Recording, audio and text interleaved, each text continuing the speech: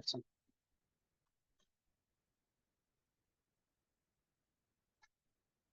আমরা আস্তে আস্তে হচ্ছে সার্কিট সলভের যে বিভিন্ন থিওরি গুলো আছে বা প্রসেস গুলো আছে, টেকনিক গুলো আছে, সেগুলো নিয়ে আলোচনা করব। আচ্ছা, 1 মিনিট, আমি ফাইলটা একটু সেভ করে নেই।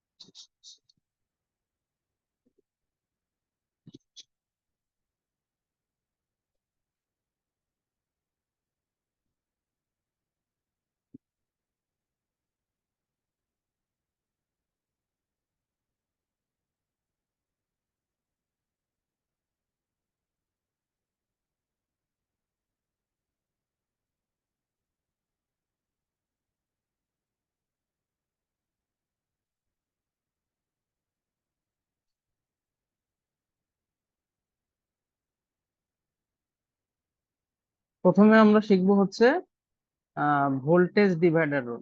এইগুলা খুবই আসলে বেসিক টাইপের জিনিসপত্র, সবারই করে আসার কথা। আমি জাস্ট একটু স্মরণ করাই দিই যে এই জিনিসটা কি ছিল। আমরা এটা হচ্ছে এই টাইপের জিনিসগুলো পরীক্ষাতে আসলে ডিরেক্ট চায় না বা বলে দেয় না যে এই নিয়ম ফলো করো। বিভিন্ন সিচুয়েশনে আমাদের নিজেদের আসলে বুঝে নিতে হয় যে আমাকে এখানে এই রুলসটা অ্যাপ্লাই করতে হবে, কারণ সেটা আমার ম্যাথ ইজি করবে, এই জাস্ট। এছাড়া আর তেমন কোনো ইয়ে না। তো ভোল্টেজ ডিভাইডার রুল জিনিসটা কি, যে আমরা কোথাও একটা ভোল্টেজ হতে অ্যাপ্লাই করলাম, সেই ভোল্টেজটা বিভিন্ন রেজিস্ট্যান্স অথবা বিভিন্ন এলিমেন্টের ভিতরে ভাগ হবে। যেহেতু এখন আমরা ডিসি তে আছি, তার মানে আসলে রেজিস্ট্যান্স নিয়ে আমরা কথা বলবো। যখন এসি তে যাব তখন হচ্ছে ইন্ডাক্টর ক্যাপাসিটর নিয়ে তখন পরবর্তীতে আলোচনা করব। তাহলে আপাতত আমরা ভোল্টেজটা ডিভাইড করতেছি বিভিন্ন রেজিস্টরের ভিতরে। আর আমরা জানি প্যারালালে ভোল্টেজ সবসময় সমান থাকে। ফলে ভোল্টেজ যে ডিভাইড হবে বা ভাগ হবে সেটা আসলে শ্রেণী যে কানেকশন গুলো আছে সেখানে মূলত আমাদের ভাগ হবে। তো ধরলাম আমাদের এরকম অসংখ্য রেজিস্ট্যান্স সিরিজে কানেক্টেড আছে। এদের ভিতরে ভি পরিমাণের ভোল্টেজটা ডিভাইড হচ্ছে। তো যেহেতু রেজিস্ট্যান্সের মান ধরেন আলাদা আলাদা, একও থাকতে পারে, তো আমরা আলাদা ধরে করব। এক থাকলে তো আমরা একই প্রসেস অ্যাপ্লাই করে দেবো। তাহলে স্বাভাবিক কথা এই ভোল্টেজটা এরা বিভিন্ন জন ভাগ পাবে। এ ধরেন যে ভোল্টেজটা পেলো সেটা হচ্ছে ভি 1। সেম ভাবে এর পাওয়া ভোল্টেজ ভি 2, এর পাওয়া ভোল্টেজ হচ্ছে ভি 3, এর পাওয়া ভোল্টেজ ধরে নিলাম ভিএন। এটাকে আমরা 4 না দিয়ে এন নাম দিলাম, যাতে আমরা একটা স্ট্যান্ডার্ড ফর্মুলা দাঁড় করাই দিতে পারি। আমি প্রমাণ এখানে ওইরকম দেখাচ্ছি না, যেহেতু প্রত্যেকের ভিতরের কারেন্ট সেম। ফলে আমরা কারেন্টকে উজ্জ্ব রাখতেছি বা কমন রাখতেছি। যদি রাখি তাহলে সেই ক্ষেত্রে ভি 1 জিনিসটা হবে, অর্থাৎ যে কোনো একটা রেজিস্ট্যান্সের ভোল্টেজ কত হবে, তার শুরুতে আমরা আসি যে এইখানে যে ইকুইভ্যালেন্ট রেজিস্ট্যান্সটা আছে, সেই ইকুইভ্যালেন্ট রেজিস্ট্যান্সটা কত আসবে। ইকুইভ্যালেন্ট রেজিস্ট্যান্সটা আসবে হচ্ছে প্রত্যেকের যোগফল। এটা আমরা সবাই জানি যে শ্রেণীতে রেজিস্ট্যান্স গুলো যোগ হয়। মানে R1 যোগ R2 যোগ R3, এইভাবে প্রত্যেকটা চলতে থাকবে। তাহলে ভোল্টেজ ডিভাইডার রুল বলে যে যার ভোল্টেজ আমরা বের করব, sorry, তার resistance divided by equivalent resistance into যেই ভোল্টেজটা আমার ডিভাইড হচ্ছে সেটা। তাহলে আমরা যদি এন তম যে কোনো রেজিস্ট্যান্সের ভোল্টেজ ড্রপটা বের করতে চাই তাহলে কত হবে, ওই রেজিস্ট্যান্সের মান, মানে ওই রেজিস্টরের resistance divided by R equivalent into V. বা এটাকে আমরা এইভাবেও লিখতে পারি, R n divided by R1 plus R2 plus dot dot into V.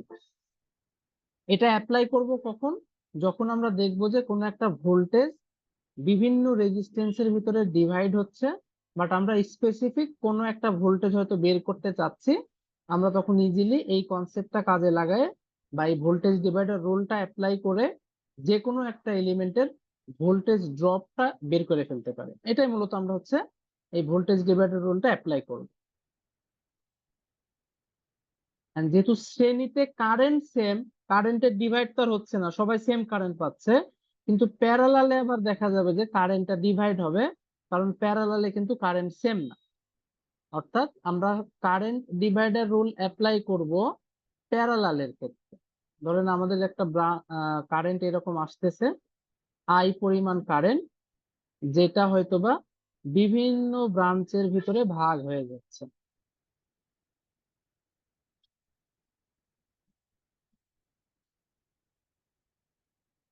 এরকম অসংখ্য ব্রাঞ্চ আছে, সবার ভিতরে কারেন্ট ভাগ হচ্ছে। তো এর রেজিস্ট্যান্স ধরলাম R1, এর রেজিস্ট্যান্স R2, এর রেজিস্ট্যান্স R3। এর ভেতরে যে কারেন্টটা যাচ্ছে সেটা I1 পরিমাণ, এর ভেতরে যেটা যাচ্ছে সেটা I2, আর এর ভেতরে যেটা যাচ্ছে সেটা IN। আমরা ধরলাম এটা হচ্ছে RN, যেটা একটা স্ট্যান্ডার্ড ফর্মুলা আমাদের বের করা লাগবে। এখানে একটা ব্যাটারি হোক বা কিছু হোক একটা আছে, এই আই কারেন্টটা ভাগ হয়ে যে প্রত্যেকটা ইয়েতে এসে ভাগ হয়ে যাচ্ছে, যেটা I1, I2, I3, I4 এরকম যতগুলো আছে। তো এই কারেন্টটাই তো মূলত আমাদের ভাগ হচ্ছে। আর আমরা জানি ভোল্টেজ ড্রপের ক্ষেত্রে ভি সমান যেহেতু আই আর, কারেন্ট দেখেন সেম আছে, এই যে ভি সমান আই ইন্টু আর, তাহলে কারেন্ট যদি কনস্ট্যান্ট থাকে, যার রেজিস্ট্যান্স বেশি তার ভোল্টেজ ড্রপও বেশি, বেসিক হিসাব। তাহলে এইখানে কে কনস্ট্যান্ট আছে, এখানে কিন্তু প্রত্যেকের দুই মাথার ভোল্টেজ কনস্ট্যান্ট আছে। ফলে আমরা বলতে পারি আই সমান যেহেতু ভি বাই আর, ভি যদি কনস্ট্যান্ট থাকে, আই এর সাথে আর এর সম্পর্ক দেখেন ব্যস্তানুপাতিক। অর্থাৎ যার রেজিস্ট্যান্স কম সে বেশি কারেন্ট পাবে, যার রেজিস্ট্যান্স বেশি সে কম কারেন্ট পাবে। তাহলে এখানে আমরা সম্পর্ক দেখতেছি উল্টা। তার মানে এইখানে যে রিলেশনটা আমরা দেখালাম কারেন্ট ডিভাইডার রুলের ক্ষেত্রে জাস্ট উল্টা রিলেশন হবে।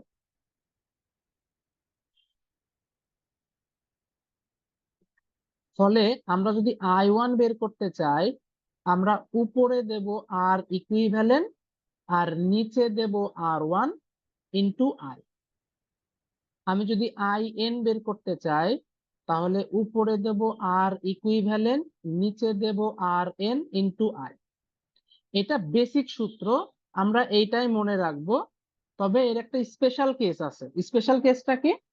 অনেকগুলো রেজিস্ট্যান্সের ভিতরে যদি ভাগ না হয়ে শুধুমাত্র দুইটা রেজিস্ট্যান্সের ভিতরে ভাগ হয়, এটা আমরা অন্য একটা ভাবে পড়ে আসি, ইন্টারমিডিয়েটেও পড়ে আসছেন, বিএসসি তেও দেখে আসছেন বা ডিপ্লোমাতে। সেটা আমি একটু দেখাই, সেটা আসলে এখান থেকে বের করা যাবে।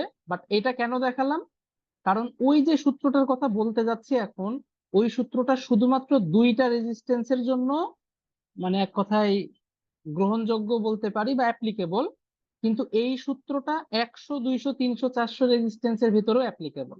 মানে এক কথায় আপনাকে ধরেন 5টা প্যারালাল রেজিস্ট্যান্স আছে, তার যদি স্পেসিফিক একটা রেজিস্ট্যান্সের কারেন্ট বের করতে বলে, আপনি এই সূত্রটা অ্যাপ্লাই করে দিতে পারবেন। কিন্তু ওই সূত্রটা শুধুমাত্র দুইটার ভিতরে ভাগ হলে আপনি অ্যাপ্লাই করতে পারবেন। এই জন্য আমি আগে স্ট্যান্ডার্ডটা শিখালাম, তারপরে ওইটা শেখাচ্ছি। তার কারণ হচ্ছে সার্কিটে দেখা যাবে যে দুইটার জন্যই হয়তোবা বেশি আসে, অথবা এরকম তো বললাম যে এগুলো যে ডিরেক্ট আসবে এরকম না, বিভিন্ন সিচুয়েশনে আমাদের বের করে নিতে হবে। তো দেখা যাবে যে দুইটা ব্রাঞ্চের ভিতরে আমাদের হয়তো বেশি কাজে লাগবে, ফলে ওইটাই আসলে বেশি করা হয় বা বইগুলাতে বেশি দেখবেন। তো আমি এটা দেখাই দিলাম, এটা যে কোনোটার জন্য অ্যাপ্লাই করা যাবে। আর ওইটা হচ্ছে দুইটার জন্য। তো সেটা কেমন? দুইটা কেস মানে দুইটা রেজিস্টরের কথা যদি আসে,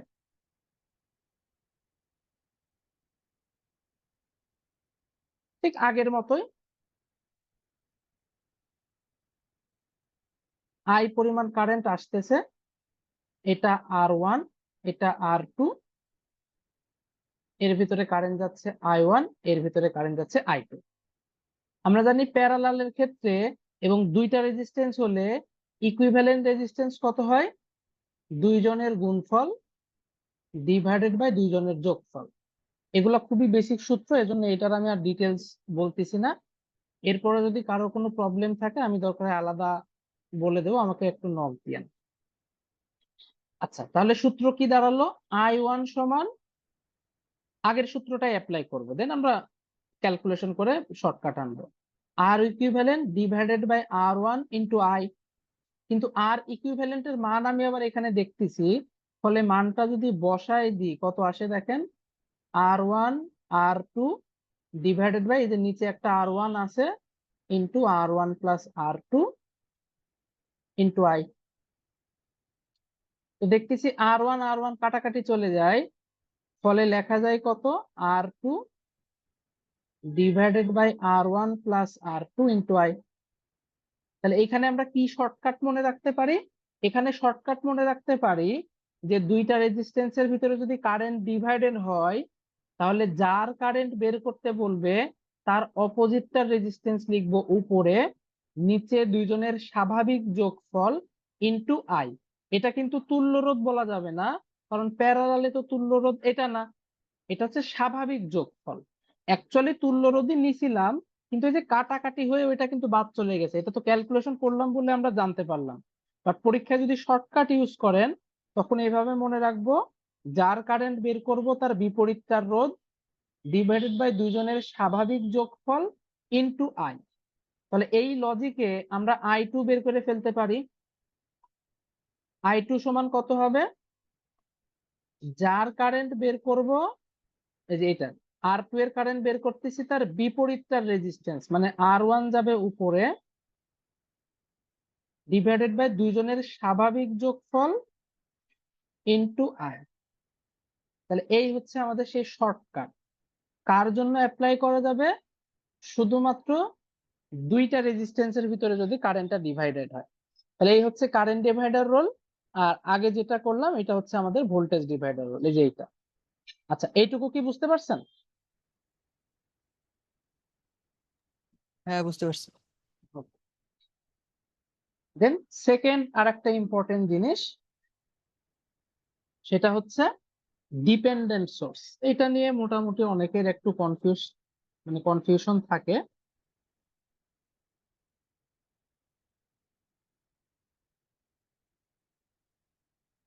আমি আগে একটু এই যেসব ছোটখাটো জিনিস আছে এগুলা দেখাই দিচ্ছি। সলভিং ক্লাস যখন আমরা করাবো বা ম্যাথ ক্লাস যখন করব তখন আসলে ডিটেলস ম্যাথ ট্যাথ দেখবো। আজকে বা এমনি যেই ক্লাসগুলো শুরুতে হবে, ধরে নেবেন যে ওই টপিকের কনসেপ্ট ভিতরের যে টুকটাক জিনিস আছে ওইগুলো নিয়ে আলোচনা হবে। আর ম্যাথ যখন করাবো তখন একদম শুধু ম্যাথই হবে। আচ্ছা, ডিপেন্ডেন্ট সোর্স আমরা চার প্রকারের পাবো। এক নাম্বার হচ্ছে ভোল্টেজ ডিপেন্ডেন্ট ভোল্টেজ সোর্স। এগুলা শর্ট, আমি জাস্ট কি করার জন্য বলতেছি, পাশাপাশি লিখি। দুই নাম্বার হচ্ছে ভোল্টেজ ডিপেন্ডেন্ট কারেন্ট সোর্স, তারপর হচ্ছে কারেন্ট ডিপেন্ডেন্ট ভোল্টেজ সোর্স, আর কারেন্ট ডিপেন্ডেন্ট কারেন্ট সোর্স। তাহলে এই হচ্ছে আমাদের চারটা ডিপেন্ডেন্ট সোর্স আমরা পাবো। ইন্ডিপেন্ডেন্ট সোর্স কি সেটা একটু ছোট্ট করে দেখে আসি। ইন্ডিপেন্ডেন্ট সোর্স দুই রকম, স্বাভাবিক কথা, আমরা সোর্স নরমালি দুইটাই পাবো। একটা হচ্ছে ভোল্টেজ সোর্স, এই রাউন্ড প্লাস মাইনাস এরকম আকারে দেওয়া থাকলে সেটা হচ্ছে ভোল্টেজ সোর্স। অথবা আমরা আর একটা সিম্বল দেখতে পারি যে এইভাবে দেওয়া থাকলে সেটা হচ্ছে ভোল্টেজ সোর্স। এরা হচ্ছে ইন্ডিপেন্ডেন্ট সোর্স। সেম ভাবে কারেন্টের জন্য আসলে এরকম দেওয়া থাকবে, এটা হচ্ছে কারেন্ট সোর্স। কি সোর্স? ইন্ডিপেন্ডেন্ট। কেন ইন্ডিপেন্ডেন্ট? এটা যদি 10 ভোল্ট হয়, দুনিয়া উল্টাই গেলেও এটা 10 ভোল্ট, কিচ্ছু যায় আসে না যে সার্কিটে কে হলো কে না হলো, সার্কিটে শর্ট করে দিলাম কি না দিলাম। এ যে একটা 10 ভোল্টের সোর্স বা 20 ভোল্টের সোর্স, এটা ফিক্সড, এই জন্য এটাকে বলছে ইন্ডিপেন্ডেন্ট বা স্বাধীন। অন্য কোনো কিছুর উপরে, সার্কিটের কোনো এলিমেন্টের উপরে এদের ভ্যালু ডিপেন্ড করে না। সেম ভাবে কারেন্ট সোর্সও একই, অন্য কোনো কিছুর উপরে এদের ভ্যালু ডিপেন্ড করে না, ফলে এরা হচ্ছে সবাই ইন্ডিপেন্ডেন্ট সোর্স।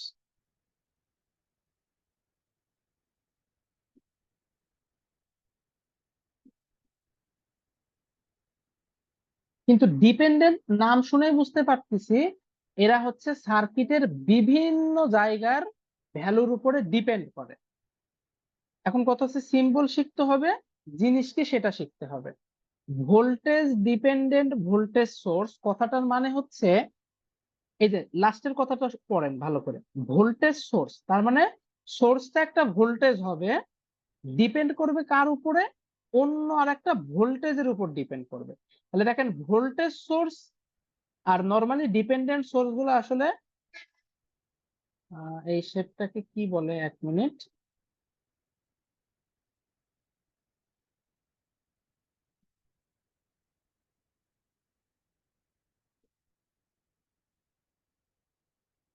এইরকম শেপ হবে, এটা দেখে আমরা বুঝবো যে এটা ডিপেন্ডেন্ট সোর্স।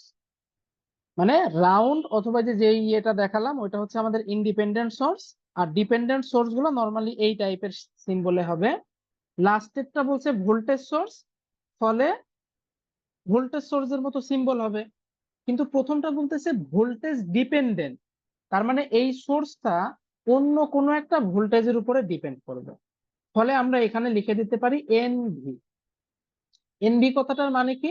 এনভি কথাটার মানে হচ্ছে, ভালো করে বুঝেন, এই ভি মানে কিন্তু ভোল্টেজ বোঝাচ্ছি না, এই ভি মানে কত ভোল্টেজ সেটা বোঝাচ্ছে। যেমন এখানে যদি 10 লিখতাম, তাহলে এই ভির ভ্যালু 10 মানে বোঝাচ্ছে যে এই ভোল্টেজের মান হচ্ছে 10। সেম ভাবে এই ভি মানে ভোল্টেজ না, ভোল্টেজের জন্য এক্সট্রা আবার ভি আমরা নিব। আর এনভি বলতে আমরা বুঝতেছি ওই যে অন্য একটা এলিমেন্টের যে ভোল্টেজ আছে, সেই ভোল্টেজের সাথে এন গুণ করলে যা পাবো সেটা হচ্ছে এই ভোল্টেজের মান। ভালো করে বুঝেন, এইটা অনেকেই ভুল বুঝে। কিরকম ভুল বুঝে? এইটা দেখে মনে করে ফেলে যে মনে হয় ভোল্টেজ বা কারেন্ট বা সামথিং। আপনি এইটা দেখে ডিসিশনে আসবেন না, ডিসিশনে আসবেন এই সিম্বল দেখে।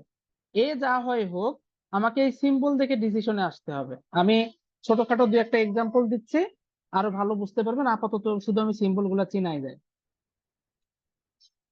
Second, voltage dependent current source, তাহলে নাম বুঝতেছি কারেন্ট সোর্স, তাহলে সিম্বল কেমন হবে? সিম্বল হবে এইরকম, কিন্তু বলতেছি কার উপর ডিপেন্ড করতেছে? ভোল্টেজের উপর ডিপেন্ড করতেছে, ফলে এর যে ভ্যালু হবে সেটা হবে এনভি। এর মানে এই কারেন্টের মান হবে এই দুজনের গুণফল। এই ভি দেখে আবার বলে দেন না যে এখানে ভি আছে তার মানে এটা ভোল্টেজ না, এটা মান। মানে আমরা 2 ভোল্ট গুণ করব না, আমরা 2 গুণ করব, সাংখ্যিক ভ্যালুটা গুণ করব। এই দুইটা গুণ করার পরে যা হবে সেটা হবে এই সোর্সের কারেন্টের মান। অবশ্যই ইউনিট যখন দেব তখন অ্যাম্পিয়ার দেব। এরা কেউ ইউনিট মিন করতেছে না, এরা জাস্ট ওই ভ্যালুটাকে মিন করতেছে যে কত। তাহলে আমি কি বললাম, আমরা এইটা দেখে ডিসিশন আসবো না, আমরা এই চিহ্ন দেখে ডিসিশনে আসবো যে সোর্সটা কি ভোল্টেজ নাকি কারেন্ট। এইটা দেখে ডিসিশনে কেন আসতেছি না? কারণ এইটা দ্বারা বলতেছে যে সোর্সের মান কোনো একটা ভোল্টেজের উপর ডিপেন্ড করতেছে। কার উপর ডিপেন্ড করতেছে ওইটা সার্কিটেই আপনাকে মেনশন করে দিবে। আমি দেখাচ্ছি একটু পরে, এগুলো সবই দেখাচ্ছি।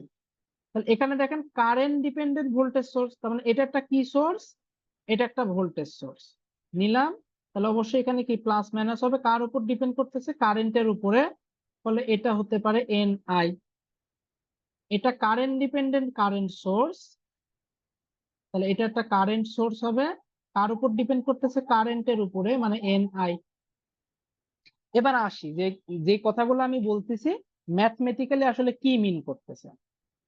আচ্ছা, এই নামগুলো জানা কোনো জরুরি না, আমি জাস্ট বোঝানোর জন্য বলতেছি, বা এরকম ভাবে আপনার হচ্ছে ভাগ করা আছে এই জন্য নামগুলো দেখানো। বাট ম্যাথ করার ক্ষেত্রে নাম জরুরি না, ম্যাথ করার ক্ষেত্রে সিম্বলটা চেনা জরুরি, যে আমি সিম্বল থেকে চিনতে পারতেছি কিনা। আবার আমি বলতেছি, আমরা সিম্বল দেখে জাজ করব সোর্সটা ভোল্টেজের নাকি কারেন্টের, এই জিনিসটা দেখে জাজ করা যাবে না। এটা দেখে যদি জাজ করেন তাহলে ভুল হয়ে যাবে। এবার আমরা আসি, ধরেন কোনো একটা সার্কিটে এরকম দেওয়া আছে, আমি বোঝানোর জন্য র্যান্ডম ভ্যালু বসাই দেবো, হ্যাঁ, কারণ হচ্ছে এখন ম্যাথ করতে গেলে প্রত্যেকটার জন্য একটু বড় হয়ে যাবে। আমরা ম্যাথ করব, অবশ্যই করব, বাট এখন বোঝানোর জন্য আমি হচ্ছে র্যান্ডম ভাবেই করে দেবো। তাহলে ধরেন এখানে আমাদের এরকম ভাগ আছে,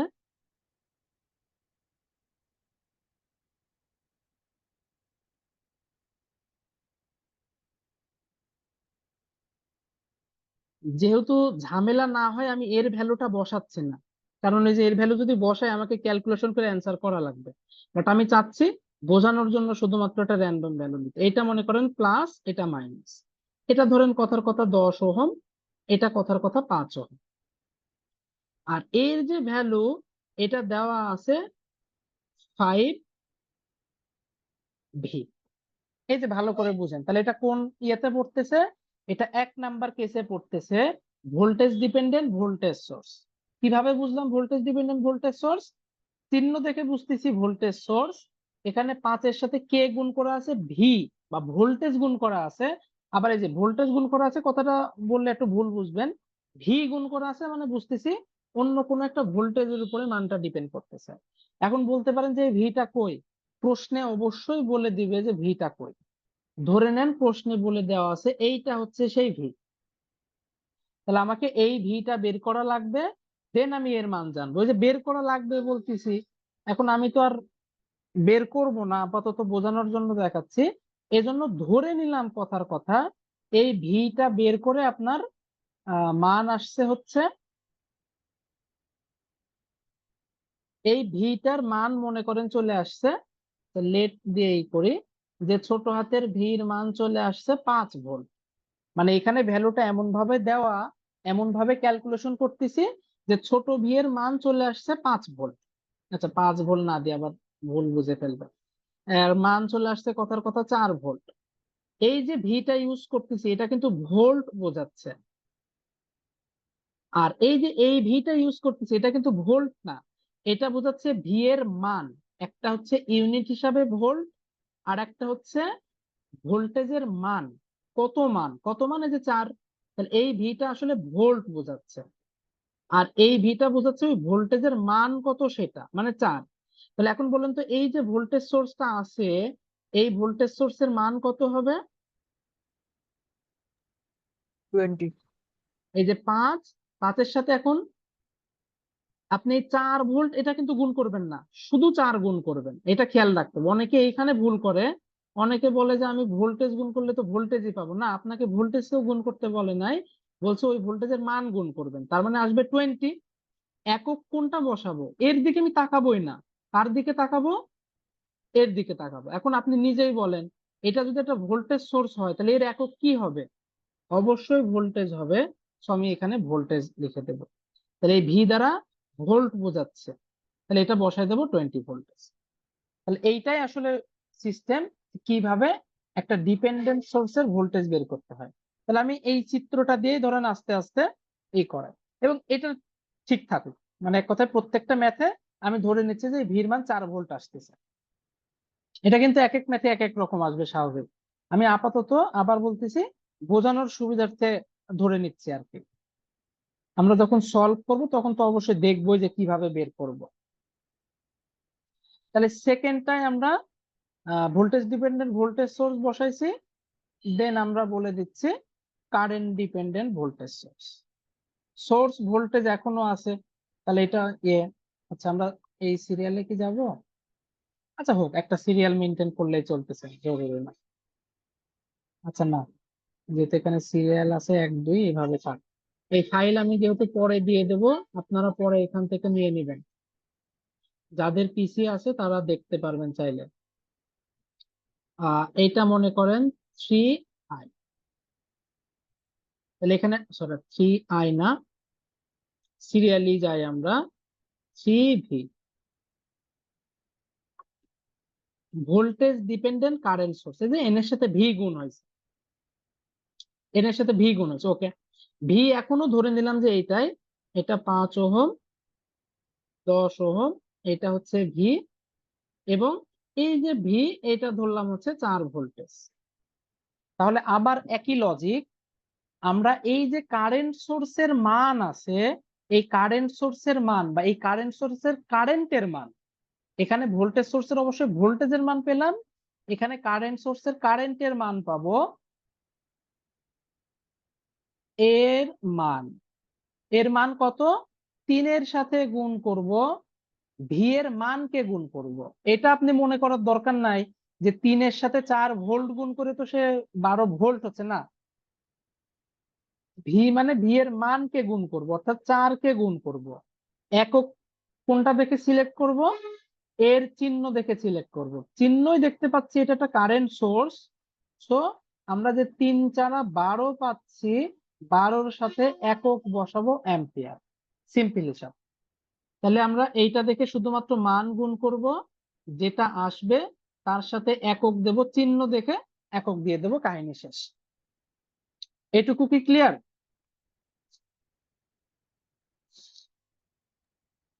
হ্যাঁ, বুঝতে পারছি। তার মানে আপনি প্রথমে এর দিকে তাকাবেন না, প্রথমে তাকাবেন এর দিকে, দেন আপনি বুঝে ফেললেন যে এটা একটা কারেন্ট সোর্স। এর দিকে তাকালে আপনার কাছে মনে হবে যে এ তো ভোল্টেজ সোর্স, যেহেতু ভি দেওয়া আছে না। এর দিকে তাকাবেন, ডিসিশন নেবেন, কাহিনী শেষ। এবার সেকেন্ড আমরা মানে থার্ড আর ফোর্থ দুইটা কাহিনী দেখলেই তো শেষ। থার্ড কেস কি? থার্ড কেস হচ্ছে কারেন্ট ডিপেন্ডেন্ট ভোল্টেজ সোর্স। আমরা এটা কপি করে নিই।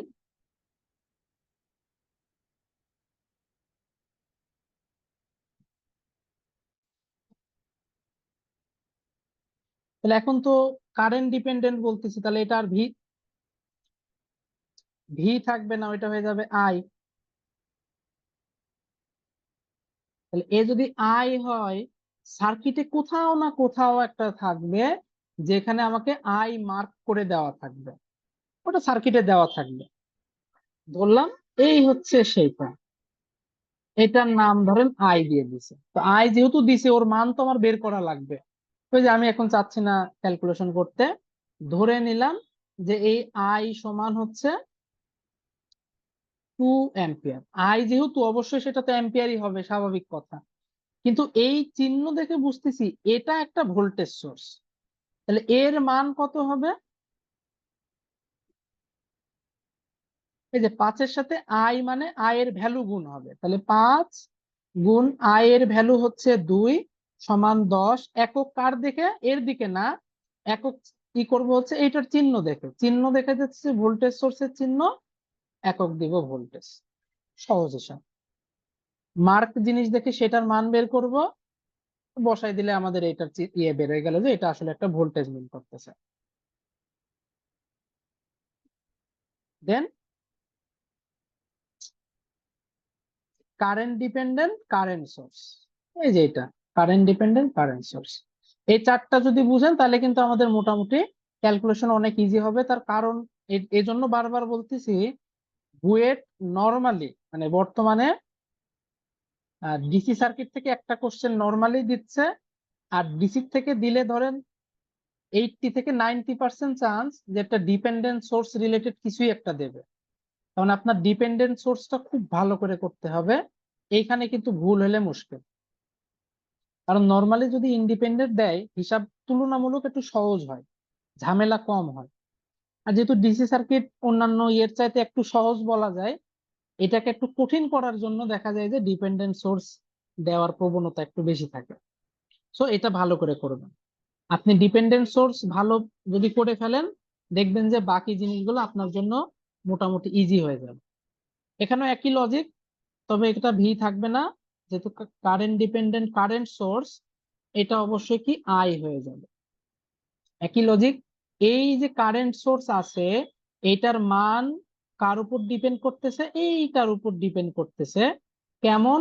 এইটার মানকে 3 দ্বারা গুণ করলে এই সোর্সের মানটা পাওয়া যায়। তাহলে এর মান কত হবে? এর মান সমান, এর মান লাগবে, তো আমি তো আর এসব দেই নাই, ক্যালকুলেশন করা লাগবে। ধরে নিচ্ছে যে এই আই সমান আগের বার 2 অ্যাম্পিয়ার ধরছিলাম, এখনো 2 অ্যাম্পিয়ারই ধরে নিলাম। তাহলে এর মান কত হবে? 3-এর সাথে আই এর মান গুণ করব, তাহলে 3 গুণ 2 আসতেছে 6। একক নেব এই চিহ্ন হিসাবে, চিহ্ন যেহেতু অ্যাম্পিয়ার, এটাও বসাই দেবো অ্যাম্পিয়ার। আচ্ছা, এই চারটা ভাগ বুঝতে পারছেন কিনা?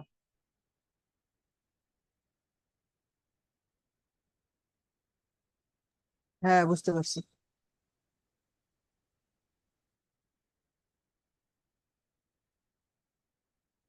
ওকে। তাহলে মোটামুটি আমরা ডিসি সার্কিট সলভ করার জন্য যেসব খুঁটিনাটি জিনিস জানার দরকার ইনশাল্লাহ জেনে ফেলছি। এখন আমরা হচ্ছে আজকের আরেকটা মূল বিষয় আলোচনা, সেটা হচ্ছে নোডাল অ্যানালাইসিস আমরা শিখব।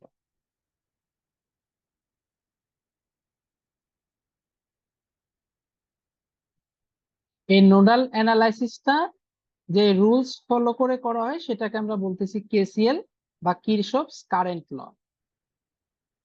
আমি আগে সিম্পল একটা সার্কিট দিয়ে করি এবং আমি সেখান থেকে একটু কিছু ভাগ করে ফেলবো। কেন ভাগ করে ফেলবো? কারণ হচ্ছে মানে আরেকটু সহজ করার জন্য আর কি, সহজ, যদি সহজ ভাবে বলি।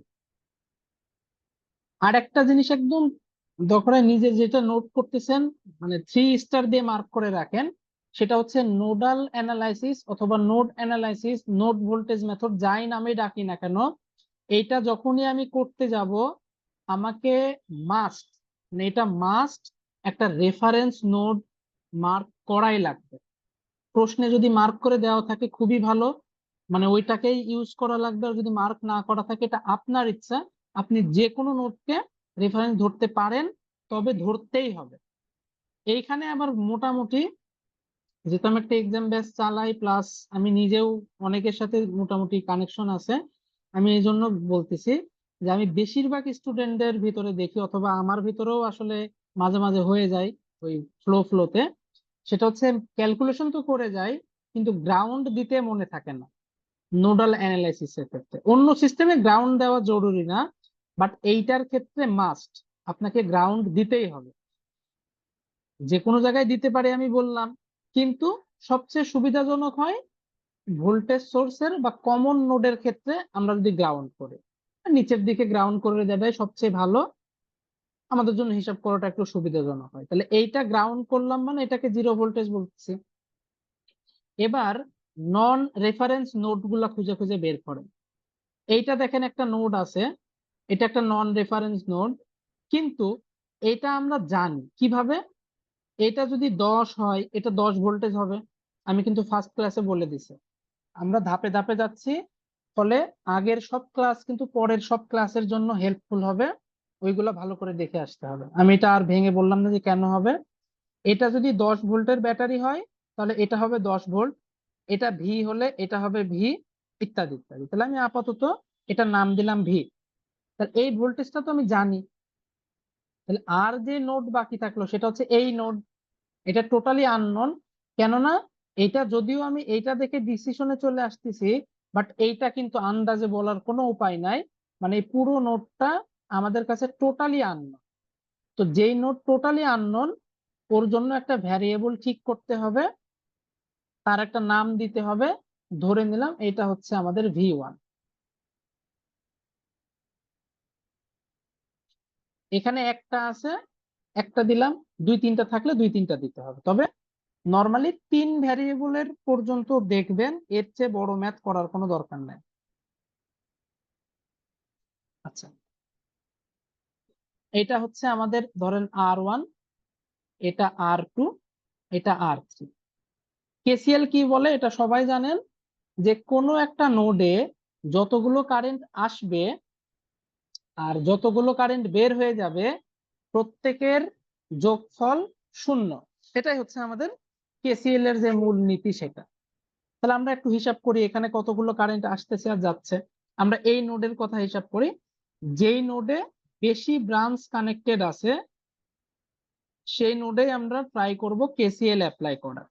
আর এই সিস্টেমটাকে আমরা বলতেছি নোডাল অ্যানালাইসিস। এটা যেহেতু ব্যাটারির প্লাস টার্মিনাল, তাহলে এখান থেকে একটা কারেন্ট এইদিকে যাবে, ধরলাম সেটা হচ্ছে আই। এখান থেকে একটা কারেন্ট এইদিকে ঢুকবে, এটা কিন্তু আমরা মোটামুটি সবাই জানি, I1। এখান থেকে একটা কারেন্ট এইদিকে যাবে, সেটা হচ্ছে I2। আসা কারেন্ট এবং যাওয়া কারেন্ট যেহেতু দুই ধর্মের, তাই এই ধর্মের উপরে ভিত্তি করে এদের চিহ্ন ডিফাইন করতে হবে। আপনার ইচ্ছা, আপনি যে কোনোটাকে পজিটিভ যে কোনোটাকে নেগেটিভ ধরতে পারেন। তবে প্রচলিত বইগুলোতে আসা কারেন্টকে নেগেটিভ এবং বের হয়ে যাওয়া কারেন্টগুলোকে যেহেতু পজিটিভ ধরে, আমিও এটা ধরেই চলবো।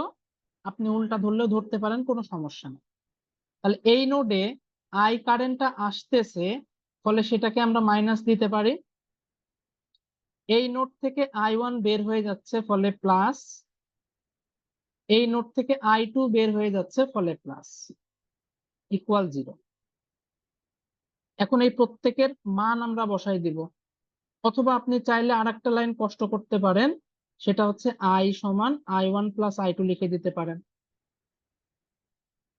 অনেকে এই কাজটা করে যে I সমান I1 প্লাস I2 এটা এক লাইনে লিখে ফেলে, আপনার ইচ্ছা। বাট আমি যেহেতু প্রথম লাইনটা পরবর্তীতে গিয়ে করব, এই জন্য প্রথম লাইনটা দেখালাম। অনেকে এই লাইন থেকে করে, কেন প্রথম লাইনটা করব সেটাও আমি বলতেছি। দেখেন, আমি যদি সেকেন্ড লাইন থেকেও শুরু করি বা ফার্স্ট লাইন থেকে যাই হোক না কেন, আমাকে কারেন্টের ডিরেকশন দেওয়া লাগতেছে, যে আই কারেন্ট এইদিকে, I1 এইদিকে, I2 এইদিকে, তার মানে ডিরেকশন কিন্তু মার্ক করা লাগতেছে। না হলে তো আর আমি এটা লিখতে আমার জন্য ঝামেলা। এখানে ছোট সার্কিট সহজে বোঝা যাচ্ছে, আর একটু জটিল সার্কিট হলে এটা বোঝা আর একটু কঠিন। তখন প্রত্যেকটা জায়গায় কিন্তু আন্দাজে হলেও আমাকে মার্ক করা লাগবে। আই কারেন্ট কত? এই যে এই কারেন্টটা, দুই মাথার বিভব পার্থক্য ডিভাইডেড বাই রেজিস্ট্যান্স। কিছুক্ষণ আগেই বললাম, এটা যদি 0 ভোল্টেজ হয় তাহলে এটা হবে ভি। তাহলে এই আই সমান কত হবে? V minus V1 divided by R1 equal I1 তাহলে কত হবে? V1 মাইনাস 0, তো V1ই লেখা যায়। তাহলে V1 divided by R2 plus V1 divided by R3। তাহলে এইটাই হচ্ছে আমার ইকুয়েশন, যেটা যে কোনো একটা সার্কিট সলভের ক্ষেত্রে ইউজ করা হয়ে থাকে। এবং এই ইকুয়েশনটা যদি আমি আসতে চাই, তাহলে আমার কি করা লাগলো? কারেন্টের ডিরেকশন দেওয়া লাগলো। তারপরে হচ্ছে আমি প্রথম লাইনটার কথা বাদই দিলাম, তারপরে আমাকে ইকুয়েশন লিখলাম কারেন্টের, দেন ভোল্টেজের। আবার যদি আপনি বলেন যে আমি এই ইকুয়েশনটা লিখবো না, ডিরেক্ট এই লাইন লিখবো, ওকে, কোনো সমস্যা নাই, কিন্তু তার জন্য আপনাকে কারেন্টের একটা মার্ক করা লাগতেছে, বারবার ওইটার দিকে তাকায় সলভ করা লাগবে। এবার আমরা আরেকটা প্রসেস আসি, যে প্রসেসটাকে আমরা সহজ পদ্ধতি বলতেছি। কিরকম? আপনি কারেন্ট গুলা মুছে দেন, ধরে নেন যে আমরা কারেন্ট মার্ক করিই নাই, এখানে যে কারেন্ট আছে আমরা মার্ক করিই নাই। এই অবস্থা সার্কিটের, এই কথাটা ভালো করে শুনবেন, কারণ এইটাই আমরা সলভ করব, মানে পুরো কোর্স জুড়ে এই নিয়মটাই ফলো করব। আমরা যখন যেই নোডে থাকব, মনে মনে সেই নোডকে বড় ধরে নেব, মানে সেই নোডের ভোল্টেজকে আমরা বড় ধরে নেব। এন্ড সেই নোডের ভোল্টেজকে যদি বড় ধরে নিই, তাহলে সেই হিসাবে কারেন্টের আমরা ইয়ে করব।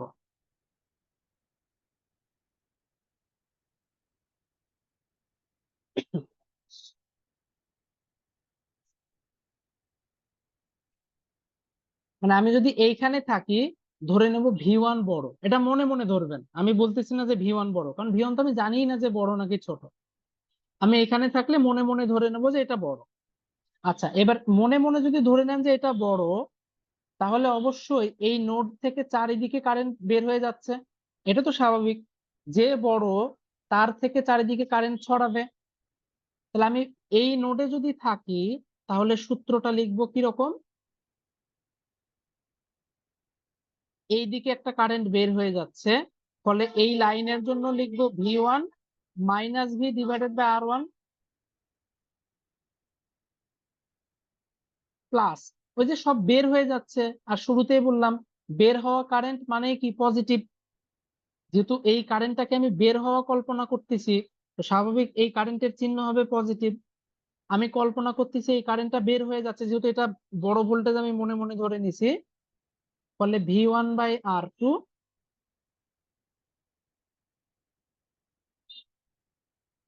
Plus V1/R3। সব কারেন্ট শেষ, দেখেন এই নোডে যদি থাকাই, এই তিনটা ব্রাঞ্চ লেখা শেষ, ইকুয়াল 0। এটাই আমাদের কাজ শেষ। এখন বলেন, এই 1 নাম্বার ইকুয়েশন আর এই ইকুয়েশন কি সেম না? বুঝতে পারছেন কিভাবে সেম? সবাইকে সমানের এক সাইডে আনছি, কিন্তু এটা হচ্ছে সমানের 2 সাইডে আছে। তো একে যদি সমানের ওই সাইডে নিয়ে যায় তাহলে এর চিহ্ন কি উল্টাই যাবে, কারণ আমরা জানি এক সাইডের জিনিস আর এক সাইডে গেলে চিহ্ন উল্টাই যায়। ফলে এটাকে যদি সমানের ওই পাশে নিয়ে যায় কত হয়? ভি মাইনাস ভি ওয়ান এর জায়গায় হয়ে যায় V one minus V divided by R one plus V one by R two plus V one by R three. দেখেন এটাও যা কথা,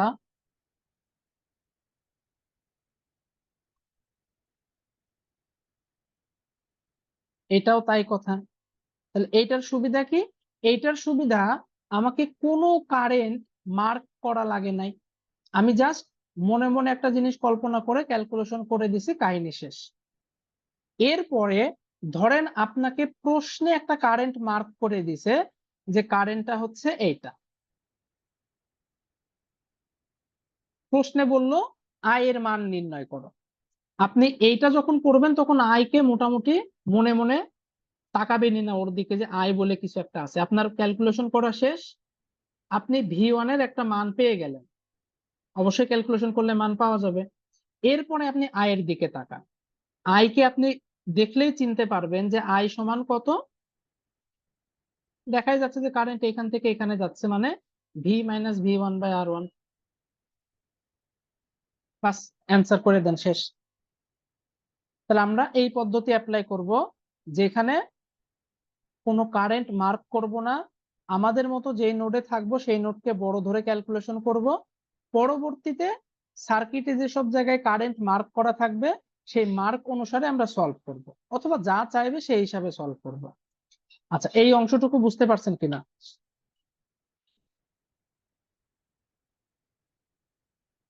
হ্যাঁ ভাই, বুঝতে পারছি। আচ্ছা, আমরা একটু এক্সাম্পলে যাই, তাহলে জিনিসটা একদম ক্লিয়ার হয়ে যাবেন যে আসলে ঠিক কি বলতে চাচ্ছি আমি এতক্ষণ ধরে। আমি একটু র্যান্ডম এক্সাম্পল দেখবো, দেন আমরা হচ্ছে যখন ফাইনালি সলভ করা শুরু করব তখন হচ্ছে বইয়ের প্লাস হচ্ছে আপনার বিগত সাল ওইটা আলাদা ইয়েতে করব। প্র্যাকটিস আমরা আলাদা মানে অনেক বেশি বেশি করবো ইনশাআল্লাহ, কারণ প্র্যাকটিসটাই কিন্তু জরুরি। আর তার আগে জরুরি হচ্ছে আমাদের বেসিক।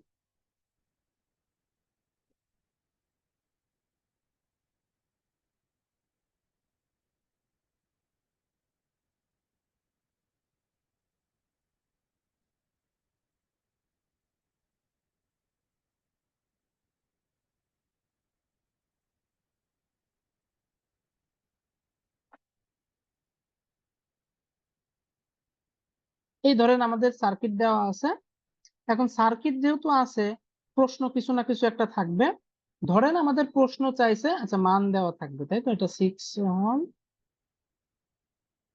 এটা হচ্ছে 7 ওহম। ওকে, ধরেন প্রশ্নে বলে দিছে নোড ভোল্টেজ গুলা বের করো, এটা গ্রাউন্ড প্রশ্নেই বলে দিছে, আর বলতেছে নোড ভোল্টেজ গুলা বের করো। ধরেন এটা হচ্ছে ভি ওয়ান, এটা ধরেন ভি টু, আপাতত এই প্রশ্ন। তাহলে ওই যে আমি যদি নর্মাল নিয়মে করতে যাই আমাকে কারেন্ট মার্ক করা লাগবে, বাট আমরা নর্মাল নিয়মে করব না, সহজ নিয়মে করব। তাহলে এবার আসি, প্রথমে এই নোডে সলভ করব, এই নোড মানে আমি এই নোডের উপরে বসে ক্যালকুলেশন করব। তাহলে এই নোডের উপরে বসেন, এখানে যদি বসে থাকি অবশ্যই আপনাকে এখানে বসেই ভাবতে হবে, বাইরে থেকে ভাবলে হবে না। এখানে যদি বসেন, বলেন তো 1 অ্যাম্পিয়ার নোডের দিকে আসতেছে নাকি বের হয়ে যাচ্ছে? আসতেছে। ওর দিকে আসতেছে। আর আমরা কিছুক্ষণ আগে বললাম আসা কারেন্টকে আমরা নেগেটিভ ধরবো, ফলে ওইটা দিব -1। এরপরে আমি কি বললাম, যেখানে বসে থাকবো সেই ভোল্টেজকে মনে মনে বড় ধরে নেব।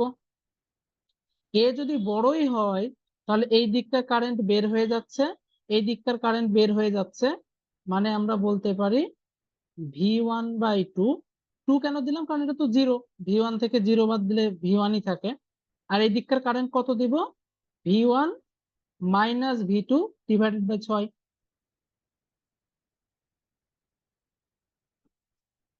বলেন তো এইখানে কি আর ব্রাঞ্চ বাকি আছে? ব্রাঞ্চ কয়টা ছিল? একটা দুইটা তিনটা, একটা দুইটা তিনটা, আর কিছু বাকি নাই, মানে 0।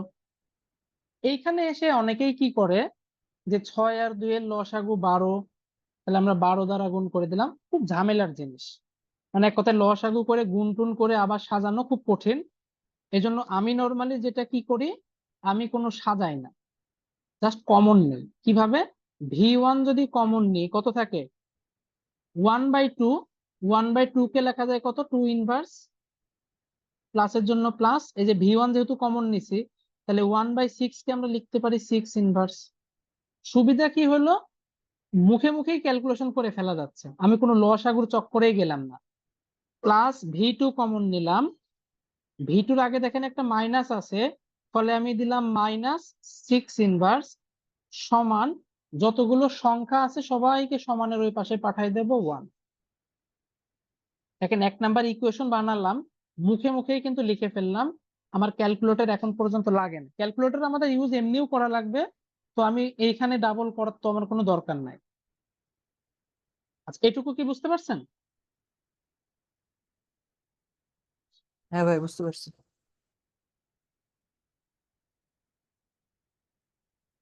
ওকে, তাহলে এবার সেকেন্ড, আমার মনে হয় সেকেন্ডটা এখন আর এত না বললেও ডিরেক্ট বুঝে ফেলবেন। এখানে যতক্ষণ বসেছিলাম ততক্ষণ V1 এর জোর ছিল বেশি, যখনই এখান থেকে উঠে এসে এখানে বসলাম, এখন জোর বেশি কার? V2 এর জোর বেশি, কারণ এই যে বললাম যেই নোডে বসবো ওর জোর বেশি হয়ে যাবে। কিন্তু কারেন্টের ডিরেকশন থাকলে ওর দিকে আমরা আর জোরাজোরি করবো না, যেরকম থাকবে সেরকম। এখানে যদি বসে থাকি, আমি দেখতেছি 4 অ্যাম্পিয়ার কি হচ্ছে, নোড থেকে দেখেন বের হয়ে যাচ্ছে।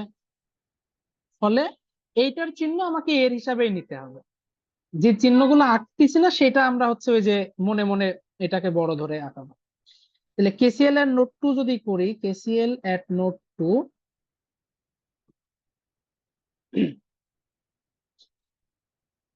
তাহলে 4 বের হয়ে যাচ্ছে প্লাস,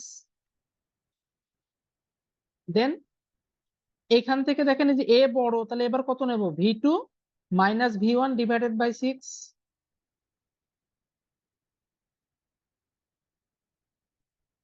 প্লাস, এই কারেন্টটা বের হয়ে যাচ্ছে মানে V2 মাইনাস 0 ডিভাইডেড বাই 7।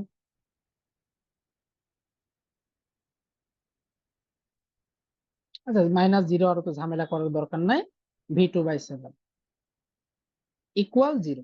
যেহেতু তিনটা ব্রাঞ্চ ছিল, তিনটা লেখা শেষ। এরপরের কাজ কি?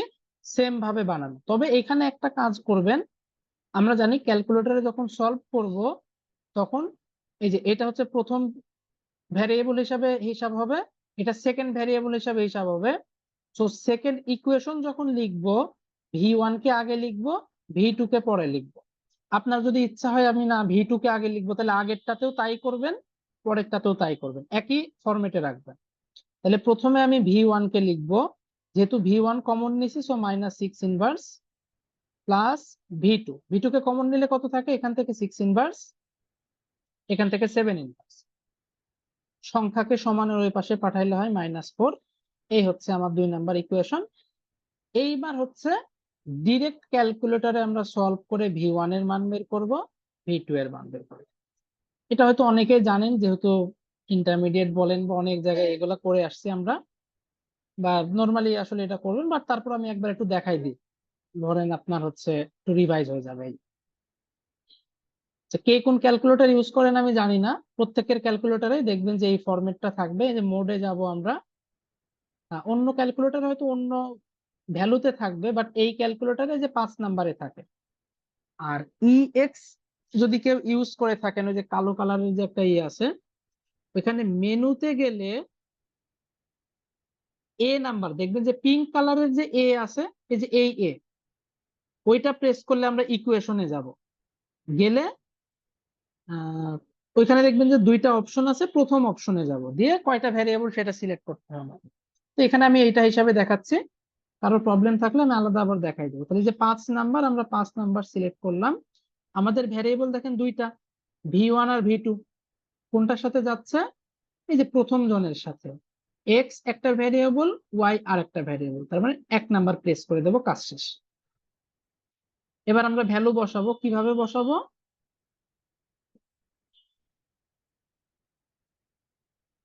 একসাথে নিয়ে নিলাম। এই যে প্রথম যে ঘরটা আছে সেখানে বসাবো V1 এর সহগ কে কে আছে, 2 ইনভার্স যোগ 6 ইনভার্স। এই যে 2, এই যে ইনভার্স যোগ 6 ইনভার্স। এগুলোর সুবিধা হচ্ছে আমার লসাগু করে এক্সট্রা 2 লাইন যে করতাম, সেই 2 লাইন কিন্তু এখানে আমি বাঁচাই ফেলছি অলরেডি। ক্যালকুলেটর যে আমি বলতেছি যে এখন লাগতেছে, যারা ওই 2 লাইন এক্সট্রা করবে তাদেরও ক্যালকুলেটর লাগবে, কারণ ইকুয়েশন আমি তো আর ওই 9-10-এ পড়ি না যে অপনয়ন প্রতিস্থাপন করে সলভ করব, ক্যালকুলেটরেই করব। ফলে আমরা 2 লাইন করে কিন্তু এখানে বাঁচাই ফেলছি অলরেডি, তাই করবেন, লসাগু করতে যাবেন না। দিয়ে সমান চাপলাম, সেকেন্ডটাতে V2 এর সহগ মানে -6 ইনভার্স। সমানের পরে কত আছে 1, তাহলে 1 চাপলাম। সেকেন্ড ইকুয়েশন, প্রথম জনের সহগ হচ্ছে -6 ইনভার্স, সেকেন্ড জনের সহগ 6 7 মানে ইনভার্স আর কি, বসাই দেন 6 ইনভার্স যোগ 7 ইনভার্স। সমানের পরে কি আছে -4। প্রথম যেটা পাবেন সেটা বের হবে V1 এর মান মানে -2, সেকেন্ড যেটা পাবেন সেটা V2 এর মান মানে -14।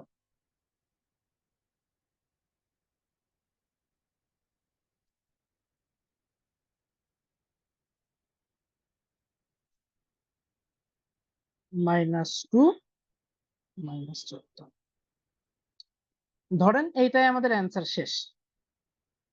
এবার এক্সট্রা কয়েকটা কথা, কারণ ওই যে বললাম যে একই সার্কিটে বিভিন্ন প্রশ্ন আসতে পারে। ধরেন এই সার্কিটে আমাকে 6 ওহমের কারেন্ট বের করতে বললো। এবার বলেন তো এটা বের হয়েছে কত, -2, এটা বের হলো -14। তাহলে 6 ওহমের ভিতরে কোন দিক থেকে কোন দিকে কারেন্ট ফ্লো করবে বলেন তো? V1 V1 থেকে থেকে V2 এর দিকে। V1 থেকে V2 এর দিকে। তার কারণ হচ্ছে এইটা এর তুলনায় মোর পজিটিভ।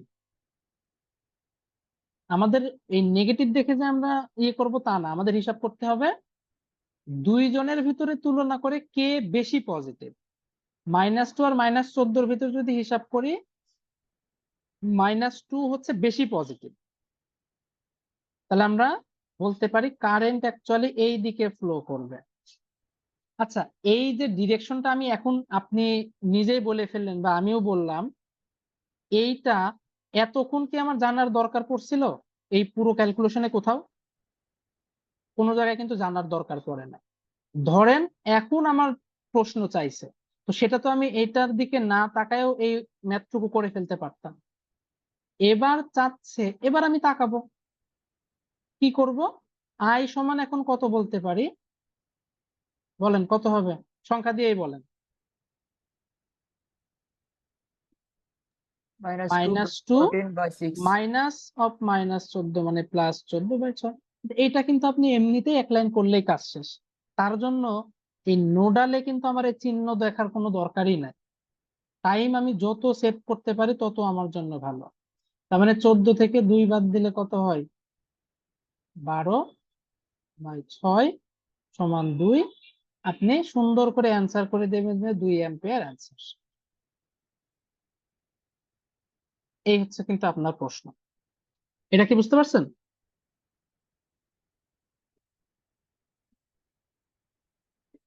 হ্যাঁ ভাই, বুঝতে পারছি। ওকে, এবার আমরা একটা স্পেশাল কেস দেখব যেটাকে আমরা বলতেছি সুপারনোড।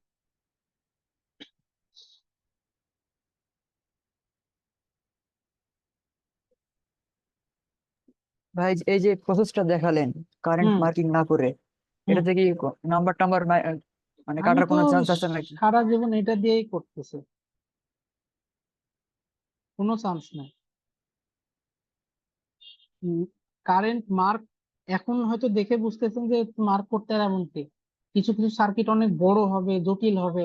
সব সার্কিটে আপনি কারেন্ট চিন্তা ভাবনা করতে গেলে আপনার মাথায়, যেমন এইটা আপনি কখন বলেন তো সুন্দর করে বলে দিতে পারলেন? যখন আমি এই দুইটা জানলাম। আপনি শুরুতে দেখে এটা বলতে পারবেন কোন দিক থেকে কোন দিকে কারেন্ট যাচ্ছে? এটা কিন্তু বলা পসিবলই না। কথা বুঝতে পারছেন? আপনি আগের ম্যাথে আমি বলে দিচ্ছি কারেন্ট এই দিকে যাচ্ছে, কিন্তু এখন বলেন তো এই 2 ওহমের ভিতরে কারেন্ট কোন দিকে যাচ্ছে, নিচের দিকে নাকি নিচ উপরের থেকে দিকে? নিচ থেকে V1 এর দিকে হ্যাঁ, যাচ্ছে। তো এইটা আপনি কখন টের পাচ্ছেন?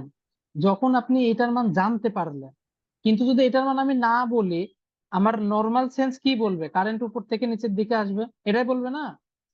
তো হ্যাঁ তাই তো আমরা দেখি কারেন্ট এদিক থেকে এদিকে আসে, এদিক থেকে, এটাই তো আমরা দেখি। কিন্তু এখন দেখতেছি না, কারেন্ট উল্টা যাচ্ছে।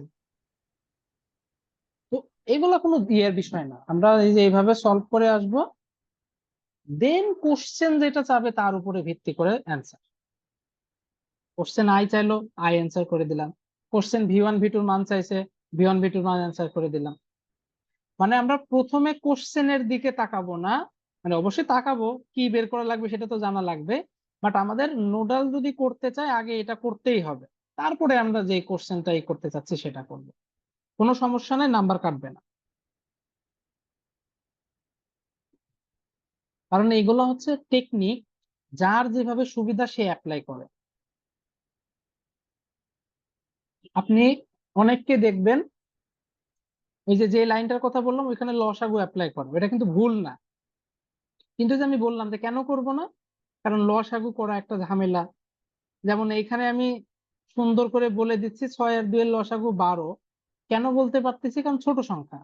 এটা হয়ে গেছে 12, এটা হয়ে গেছে 66। এখন আপনি বসে বসে লসাগু করবেন, কিন্তু আপনি যদি এই নিয়ম ফলো করেন আপনার লসাগু লাগবেই না। আপনি এখানে 12 ইনভার্স করবেন, 66 ইনভার্স করবেন। কারণ আমি তো ক্যালকুলেটরেই তুলবো, আমার দরকার আছে লসাগু করার। তো এইগুলো হচ্ছে এক একজনের মনে করেন চিন্তা ভাবনা এক এক রকম, যার যেভাবে সুবিধা। আমার কাছে মনে হয় যে এইভাবে করাটা বেটার, কারণ আপনার টাইম সেভ হবে, জায়গা সেভ হবে। পরীক্ষার হলে কিন্তু বড় বড় জায়গা থাকবে না, ছোট ছোট জায়গা দিবে। খাতার ভিতরে যতটুকু স্পেস দিবে ওইটুকুই অ্যান্সার করা লাগবে। আচ্ছা, সুপার নোটটা আমি একটু টেকনিকটা বলি।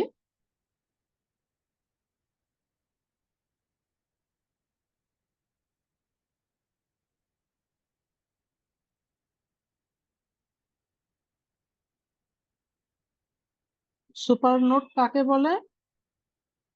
যদি দেখি যে দুইটা নোডের ভিতরে পিওর ভোল্টেজ সোর্স চলে আসছে, তাহলে সেটাকে আমরা বলবো সুপার নোড। ভোল্টেজ সোর্সের সাথে যদি রেজিস্ট্যান্স আসে সেটাকে সুপার নোড বলা যাবে না, একদম পিওর ভোল্টেজ সোর্স হইতে হবে, সেটাই হচ্ছে আমাদের সুপার নোড।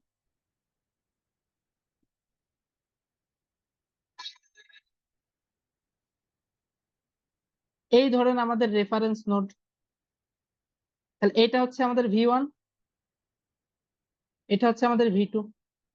খেয়াল করে দেখেন, V1 আর V2-র মাঝখানে কি একটা ভোল্টেজ সোর্স চলে আসছে? এটার ধরেন মান দেওয়া আছে,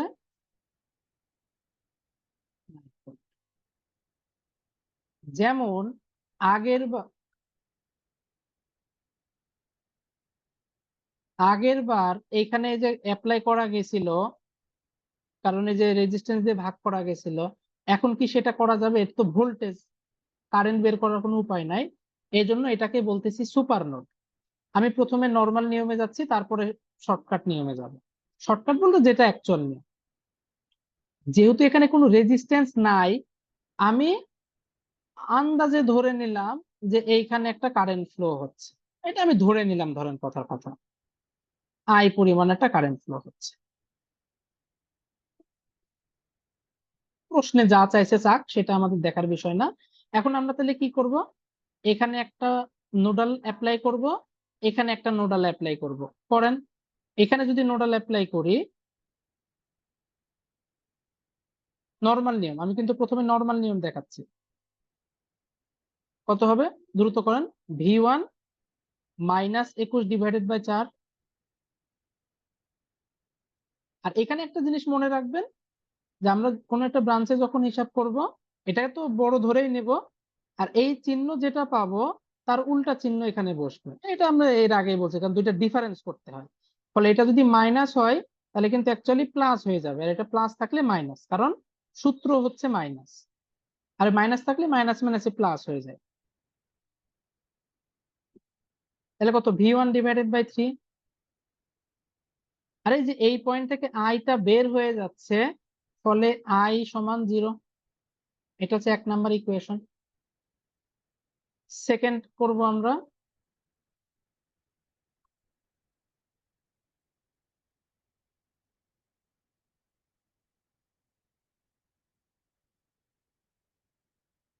কত হবে?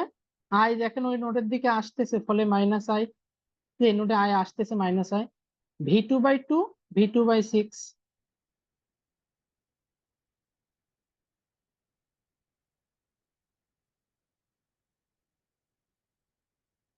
যতগুলো আননোন ততগুলো ইকুয়েশন। আননোন হয়েছে কয়টা? v1 একটা আননোন, আই একটা আননোন, কিন্তু প্রবলেম হচ্ছে এই আই এর দিকে তাকান, এখানে আছে প্লাস, এখানে আছে minus.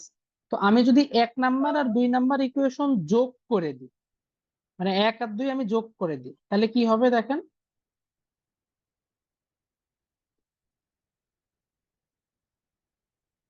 v1 minus 21 divided by 4 plus v1/3, এইটা আর এটা কি কাটাকাটি হয়ে যাবে, এই আই আর আই কাটাকাটি হয়ে যাবে, তাহলে plus v2/2 plus v2/6 equal 0।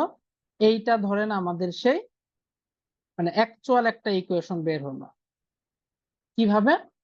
1 number বের করলাম, 2 নাম্বার বের করলাম, দেন যোগ করে আমরা এটা পেলাম। আচ্ছা, আমরা এই দুইটা যদি না করি, তাও তো আমরা এটা জানি যে দুইটা যোগ করলে আই আর আই কাটাকাটি হয়ে যাবে, মানে এখন তো আমি দেখালাম, বাট যেহেতু দেখাই ফেললাম, তার মানে আপনি একটু শিওর হয়ে গেলেন যে কোথাও যদি সুপার নোড থাকে, তাহলে এই নোড এবং এই নোডে যে কেসিএলটা হচ্ছে, তাদেরকে যদি আমি যোগ করি, তাহলে এই আইটা ভ্যানিশ হয়ে যায়। আইটা ভ্যানিশ হয়ে কি ঘটতেছে? আইটা ভ্যানিশ হয়ে প্রথম নোডের কেসিএল আর দ্বিতীয় নোডের কেসিএল একসাথে হয়ে যাচ্ছে। তাহলে আমরা এই জিনিসটাকে, সুপার নোডটাকে এভাবে বলতে পারি যে কোনো দুইটা নোডের ভিতরে যদি সুপার নোড চলে আসে, তাহলে সেই দুইটা নোডকে আমরা একই সাথে কেসিএল অ্যাপ্লাই করব। এই কথাটা আমি শুরুতেই দেখাই, এটা তো ভেঙে ভেঙে দেখালাম প্রমাণ করার জন্য। এবার যদি শুরুতেই জিনিসটা দেখায়, মানে ম্যাথ যখন করব তখন শুরু থেকেই আমি আর আইটাই কিছু মার্ক করব না, শুরু থেকেই আমরা কেসিএল অ্যাপ্লাই করে দেব।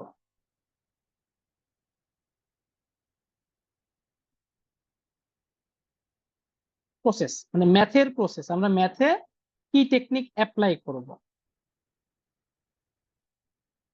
Actual math. এবার আমরা অ্যাকচুয়াল ম্যাথে আসলাম। তাহলে প্রথমে দেখতেছি v1 এবং v2 এর মাঝখানে সুপার নোড পড়ে গেছে, ফলে আমরা কি বলবো, কেসিএল এট নোড 1 নোড 2 একসাথে, এট এ টাইম লেখেন, ইত্যাদি ইত্যাদি, কিছু না লেখলেও সমস্যা নেই। তাহলে প্রথমে আমরা নোড 1 দিয়ে শুরু করব। কমন নোডটা লেখা লাগবে না, কারণ দেখলাম কমন নোড যেহেতু দুইটা একসাথে করতেছি, কমন নোডের কারেন্ট কাটাকাটি হয়ে যাবে, ফলে ওইটা ইকুয়েশনে দেখানোই লাগবে না। প্রথমে আমরা v1 এর উপরে বসে আছি, v1 minus 21 divided by 4 plus v1/3, এটা কমন নোড, কমন নোড দেখানো লাগবে না, মানে কমন ব্রাঞ্চ আর কি, কমন ব্রাঞ্চ দেখানো লাগবে না। এই নোডের কাজ শেষ, আমরা এখন লাফ দিয়ে চলে যাব সেকেন্ড নোডে, v2/2 plus v2/6 equal 0। Common branch বললাম দেখানো লাগবে না, ফলে যেটা পাবো সেটা 1 নাম্বার ইকুয়েশন। এইটা ফর্ম করা বুঝতে পারছেন কিনা?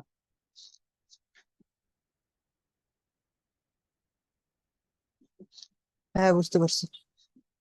এখন তো ইকুয়েশন আমার লাগবে কয়টা? দুইটা। কেন? কারণ আননোন দেখেন দুইটা, এই যে v1 v2,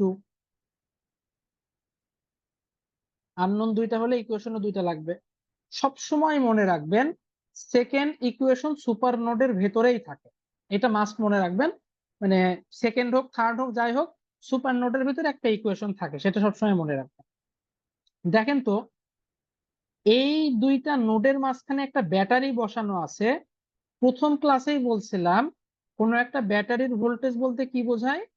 দুই প্রান্তের বিভব পার্থক্য বোঝায়, প্লাসটা আপার মাইনাসটা লোয়ার, তার মানে V2 মাইনাস V1 করলে 9 ভোল্ট আসার কথা, রাইট? ফলে এইটাই আমাদের সেকেন্ড ইকুয়েশন, যে V2 মাইনাস V1 সমান 9। তাহলে আমি ইকুয়েশনটা দাঁড় করাতে পারি কিভাবে, এটা আমি দেখানোর জন্য প্রথমবারই করে ফেলবেন আপনি। V1 কমন নিলে 4 inverse 3 inverse plus V2 common নিলে 2 ইনভার্স 6 ইনভার্স ইকুয়াল মাইনাস 21/4 সমানের ওই পাশে চলে গেলে হবে 21/4। এটা হচ্ছে সেই 1 নাম্বার ইকুয়েশন, মানে আপনি এখানে 1 না দিয়ে পরেরটাই 1 দিলেন। আর সেকেন্ড ইকুয়েশনটাকে যদি সাজায় লিখেন কত হবে? আচ্ছা, এটা লিখলে তো আবার ঝামেলা, আমি ওইখানেই লিখে রাখি যে যেহেতু V1 কে আগে লিখতে হয়। এবার দেখেন তো দুইটা সলভ করে দিলে কি আপনার V1 আর V2 এর মান চলে আসবে না? আচ্ছা বলেন, এটা বুঝতে পারছেন কিনা? হ্যাঁ, বুঝতে পারছি।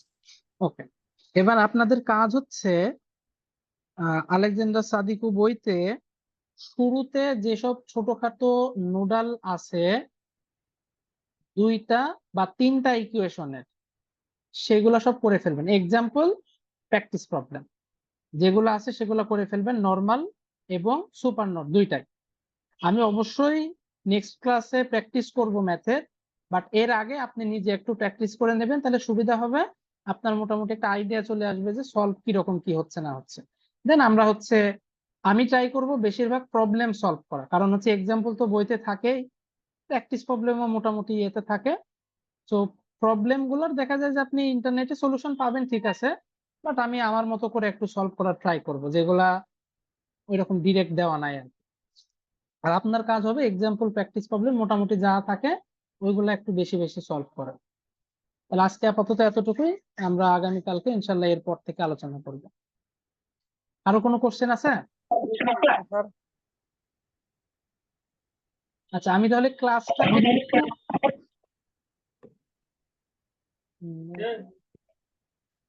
আচ্ছা, আমি ফ্রি হয়ে ক্লাসটা আপলোড করে দিব, ওই সেম প্লে লিস্টেই থাকবে, সিরিয়ালি আপনারা দেখে নেবেন।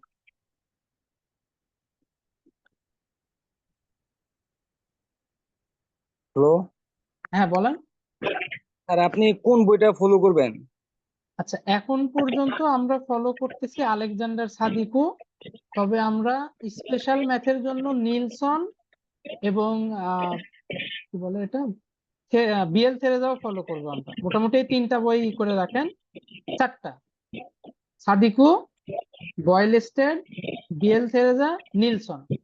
সাদিকু সবচেয়ে বেশি ফলো করব, বাকিগুলা হচ্ছে স্পেশাল কেস, হয়তো কয়েকটা স্পেশাল ম্যাথ আমার চোখে পড়ছে অথবা পরীক্ষাতে আসছে, ওইগুলা দেখানোর জন্য ওই বইগুলো ফলো করব।